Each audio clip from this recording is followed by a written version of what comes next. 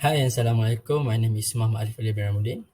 My metric number is CD210099. Today, I would like to talk about introduction of bread production. Firstly, our group chooses bread production for the food industry. In a bakery, an operator needs a working tool for bread production process. Value engineering approach is carried out on this tool to identify and develop its function in achieving the balance among cost, reliability, and appearance of product. The work plan is divided into several development stages, such as creative stage, analysis stage, development stage, and recommendation stage. Product value is determined by comparing between product benefits and product costs. Assalamualaikum. My name is Nafisa binti Samsudin. My metric number is 210002. I will explain about material. Material we use is stainless steel. Stainless steel is corrosion resistant alloy of iron, chromium, and in some cases nickel and other metals, well known for corrosion and heat resistance, which is also an alloy of iron and carbon. It also includes some other elements like chromium, nickel, magnesium, molybdenum, and nitrogen. Each chromium presents 10% in stainless steel. It resists corrosion. The chromium prevents stainless steel from getting rust. The stainless steel has good mechanical properties. As a result, it is widely used in making numerous components in industry. In addition to these environmental benefits, stainless steel is aesthetically appealing, extremely hygienic, easy to maintain, highly durable, and offers a wide variety of aspects. As a result, stainless steel can be found in many everyday objects. It also plays a prominent role in an array of industries, including energy, transportation, building, research, medicine, food, and logistics. So this is properties and characteristics. I will explain about properties first. The first one is the strength of material is to ability to withstand and apply load without failure and plastic deformation. Strength material basically consider the relationship between the external load applied to a material and the resulting deformation or change in material dimension. Second is hardness is the ability to withstand surface indentation and scratching. Hardness probably the most poorly defined material property because it may indicate resistance to scratching, resistance to abrasion, resistance to indentation, or even resistance to shaping or localizes plastic deformation. The last one for properties stainless steel is thermal properties of material refers to the responses of material to change in their temperatures and to application of heat. As a solid absorbs energy in the form of heat, its temperature rises and its dimension increases. So how about characteristic for stainless steel? The main characteristic of stainless steel is its minimum chromium content of 10.5%, which gives it superior resistance to corrosion in comparison to other types of steel. Like other steel, stainless steel is composed primarily from iron and carbon, but with addition of several other alloying elements, the most prominent being chromium. The second one is ductility. The combination of high work hardening rates and high elongation or ductility makes stainless steel very easy to fabricate.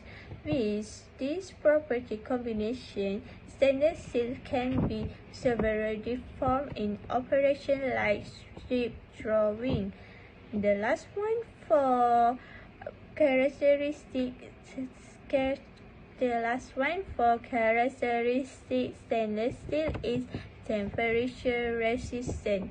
This is some stainless steel grades can resist scaling and retain high strength at very high temperatures.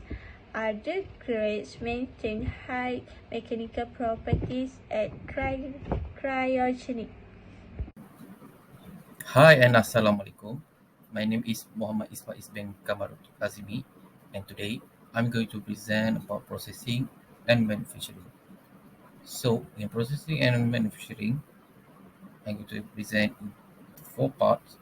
The first is introduction of processing and manufacturing. The second is about bread formulation.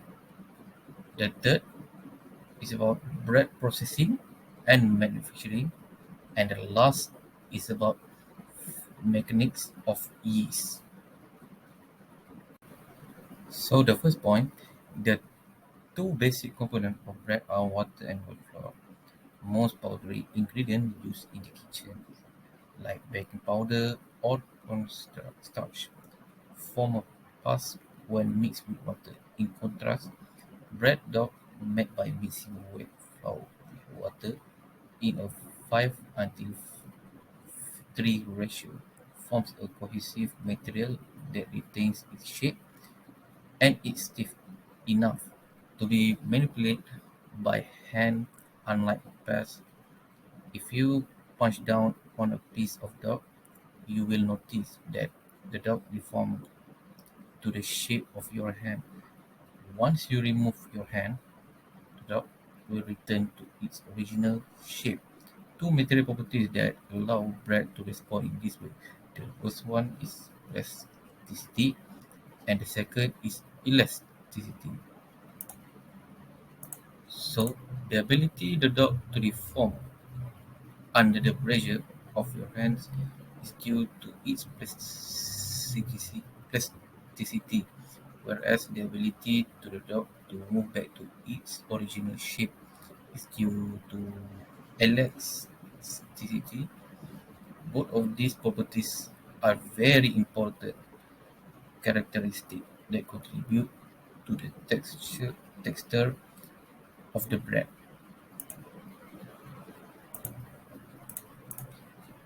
So, the second point is about wheat flour contains two main proteins, which the first is glutamine and gliadin, that make up what is known as the gluten network, which give flour mixed with water its unique properties.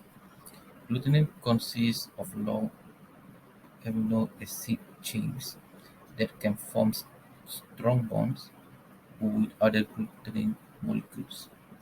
So we know that this enables chains of hundreds of glutamine molecules to form the extensive interconnected gluten network. Gluten is elastic because the glutamine molecules have a coiled and kinked structure, which allows them to act like a tiny springs. When bread dough is stretched, these glutamine molecules straighten out, but when this pressure is released, the dough pulls back to its original state. Plasticity comes from like another protein, gliadin, which resides among the glutenins and allow glutenins to slide past each others without bonding. And the third is kneading the dough is a critical step in the bread making process because it helps to stretch and organize the gluten proteins into an elastic network. By adding a small amount of salt, can further strengthen the gluten network. Ions from the salt cluster and around the charged portion of the glutenin proteins and prevent them from repelling each other, which allows glutenin molecules to cluster more closely together. So kneading the dough also introduce air bubbles, which they can expand when heated in the oven. This air pocket can also serve as starter bubbles that will help expand when gas is produced in the rising dough by yeast. In the absence of yeast, these bubbles can help uh, produce a fluffy flatbread. The more bubbles generated through kneading, the finer and more tender the final bread product. So in second part about bread formulation, there are many different type of bread formulation have been developed so far. So these formulation are developed in different regions based on the traditional food habits of the people. The main bread types can be classified as under. So the first is pan bread. So this type of bread is very popular in the economically developed countries, including the USA, Canada, United Kingdom, and European nation. The second is hard bread or sour bread. This category of bread is produced with or without lactic acid fermentation. Hard breads are baked in an open heart. These hard these breads are becoming very popular in France. The final is rolls and other small fermented breads. These products generally have a very higher level of sugar and fat in the formulation and thus typically have sweeter taste and softer bite characteristic. So the next part is about the bread processing and manufacturing. So on the top left, it is our schematic illustration of a bake line, and the right is about the flow chart for baking, which we have the first from the material supply, mixing, kneading, laminating, cutting, rolling, moistening, sprinkling, proofing, baking, transporting, cooling and freezing, slicing, packaging, and last is delivery.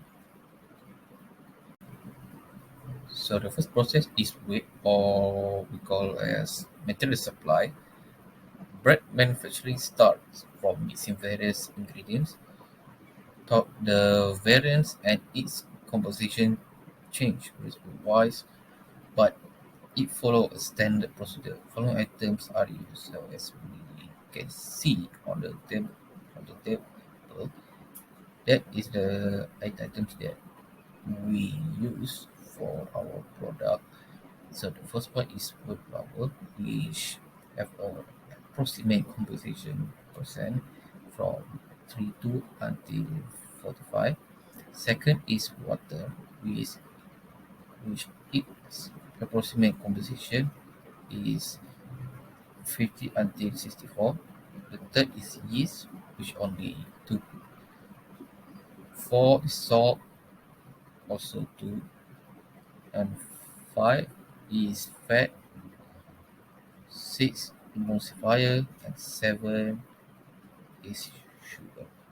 So multigrain or any other ingredients can also be mixed along with standard ingredients as per the requirement. So in second process is mix and kneading. The sifted flour is poured into an industrial mixer. Temperature control water breaks pipe into the mixer. The mixture is called gluten and give bread its elasticity. A pretty major amount of yeast is added.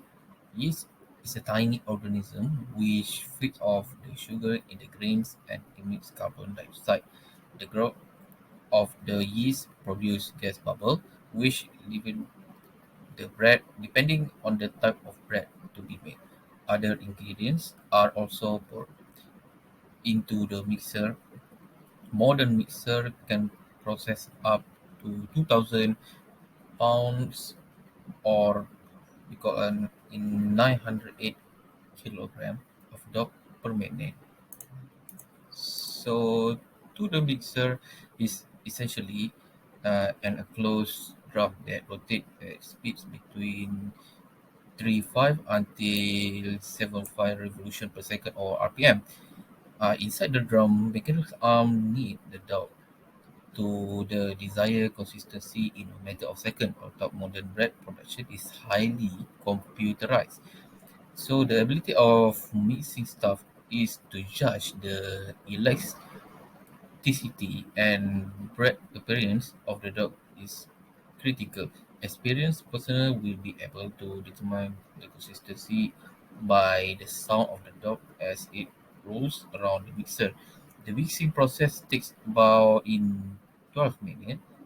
All dry and wet ingredients are thoroughly mixed with salt being added at last. So the reason bean salt can deactivate the yeast eating of dough, provide if efficient mixing of all dry and wet ingredients along with formation of gluten network and creating air bubble pocket for carbon dioxide due to moisture dough become elastic and it is needed to regain its dominance. So the third process is primary proofing, which is a living process where the dough is maintained at 27 degrees, which is to provide yeast cells to proliferate and produce carbon dioxide. Proofing result in increasing the size of dough to approximately double the size. Four is rising or folding. Folding ensures each dot to be of same shape and evenly distribute gas bubbles. This gives the dot a smoother finish and remove the extra thickness from dot. The folding process is done in folding pans after dividing the dot of equal weight. And five is shaping. The dot is shaped in long roll by rolling on slab. The long roll is then fitted in the tin. This process divides the large pocket of form air bubbles into smaller pockets, making an evenly distributed structure. And process number six is final proofing. For approximately 1 hour, the dog is again provide the favorable condition for growth of yeast. Dog is maintained at 85% RH and 34 degrees Celsius. From here, the dog gets sufficiently roasted. And seventh process is baking.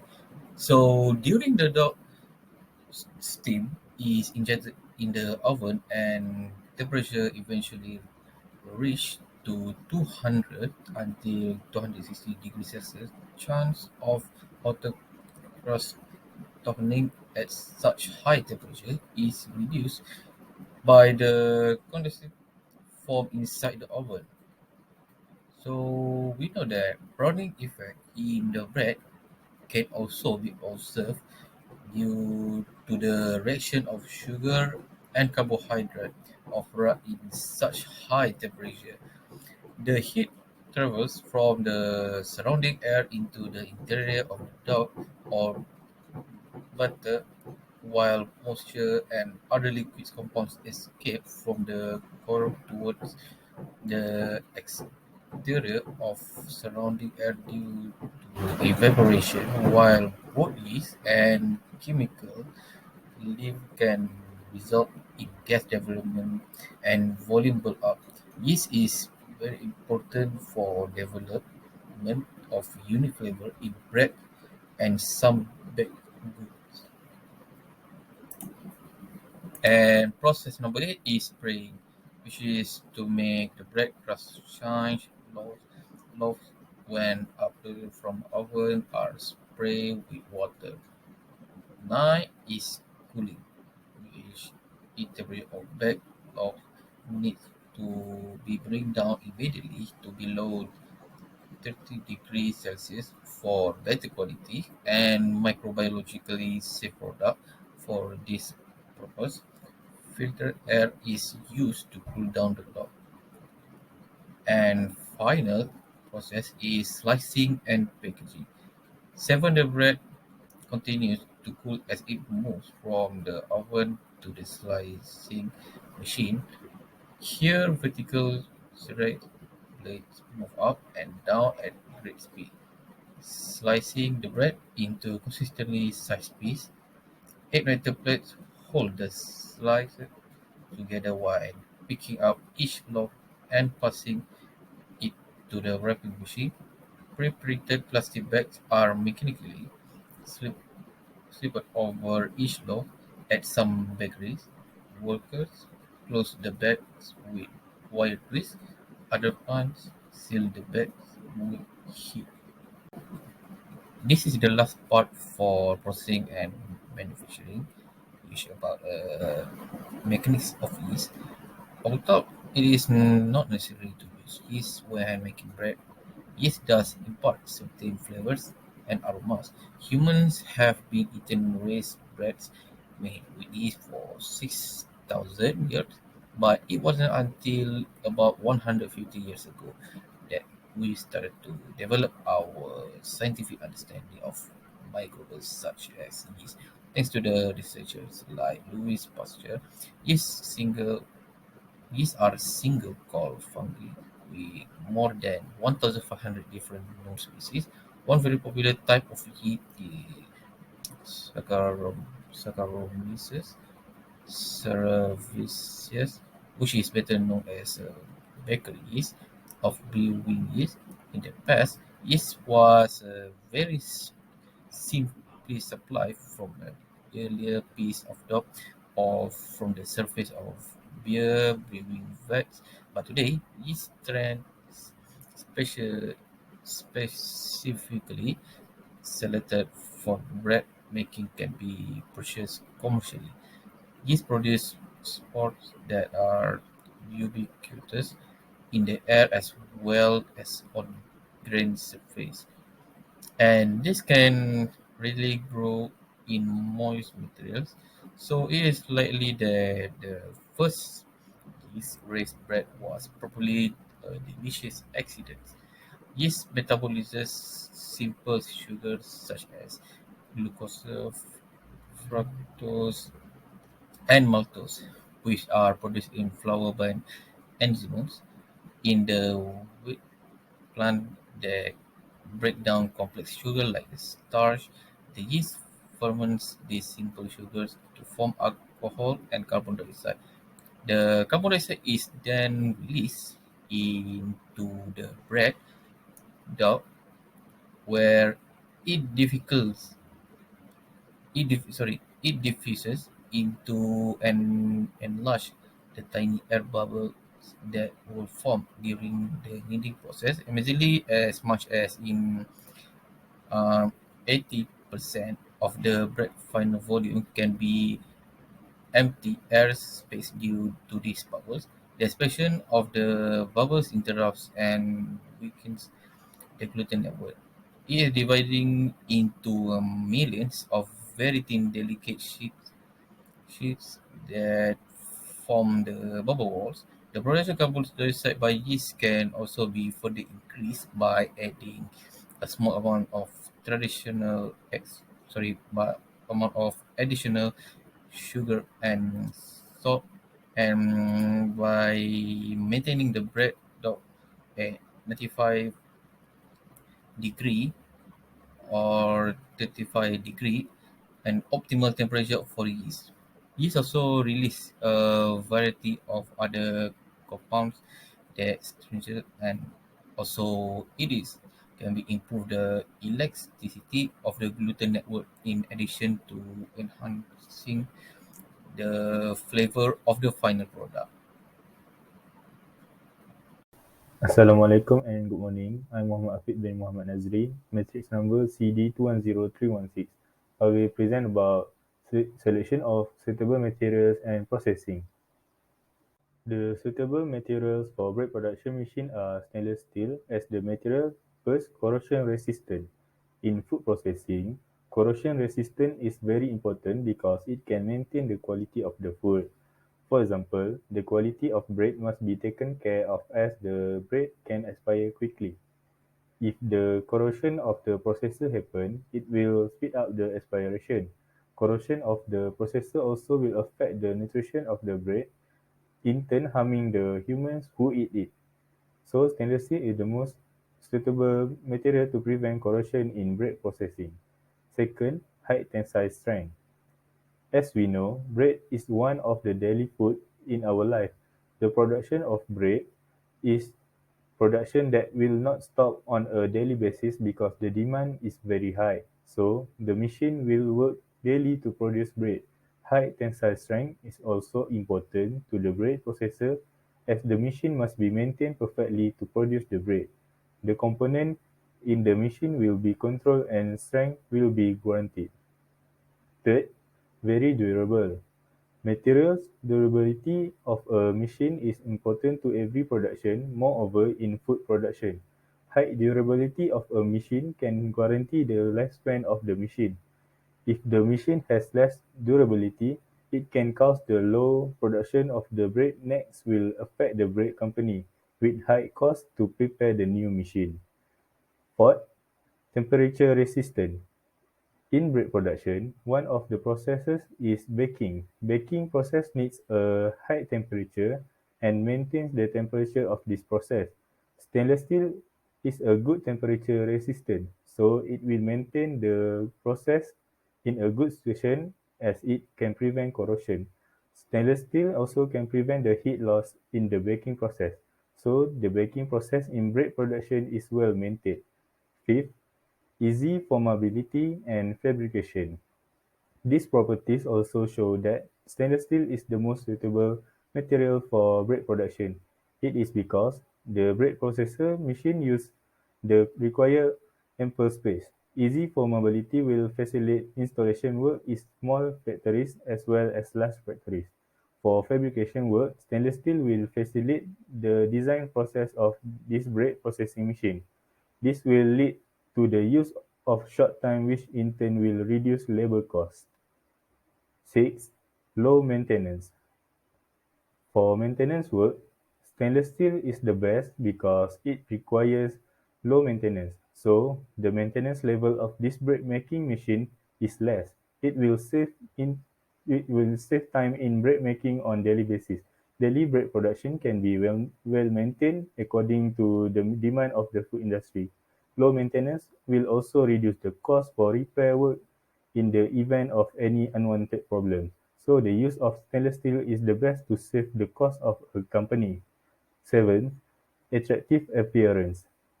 Attractive appearance is one of the properties of stainless steel. This property is important because every food factory needs to maintain its image, which is to maintain cleanliness, neat arrangement, and a comfortable environment for employees. Stainless steel will increase the traction of the machine, so it is easy for workers to detect any dirt so they can wash it immediately. This will maintain the quality of the bread and ensure the health of the bread to the eater. 8. Environmental friendly. When there is maintenance work, there will be parts that are replaced from old to the new. The nature of stainless steel is environmental friendly that can be used as recycled material. The exchange part can be recycled by selling to a recycling center. So the use of stainless steel will prevent the occurrence of environmental pollution and can generate money from the sale of used stainless steel. Now we move to our financial plan for stainless steel which have been identified as our materials. Based on the data, we calculated the startup cost which is 19,016 ringgit. The expenses included raw materials, license and registration, marketing, labor and also administrative. Overall, the profit that we get for bread production is 23,555 ringgit. We decided to choose stainless steel since it increased our profit by 40.16%. Assalamualaikum and good night. My name Muhammad Izul Afif bin Muhammad Nazaruddin. My metric number is CD210092. Okay. Tonight I want to explain about the conclusion when we got from this project. Okay, first. Food is a physiological need that must be met for life. Imbalance food intake or unhealthy eating habits can put a person at risk of various type of diseases. But it should be understood that food is not the only factor that can cause harm or can cause this disease. This is because illness can be caused by a variance of factors such as germs, infection, and emotional stress. Studies show that the death rate caused by chronic disease in today's society is due to the contents of the food, such as fat, sugar, salt, and not from the food derivatives, let alone when these food are eaten without control. Therefore, one need to be careful in matter related to food and nature. Therefore, one need to be careful in matter related to food and nutrition, so that the food take does not harm oneself, either from a physical, mental, spiritual, and factor to the formation of the noble qualities and humanity. Okay. The principle of manufacturing is the process of processing several ingredients into one ingredient or food. For example, the process of making breads. Various process and material used to make and infuse the bread is tasty and lasts longer. The factor that make the quality of the bread wanted are due to the good protein contents. All the manufacturing process are very important to maintain the quality of the breads. Okay, thank you to my explain the conclusion.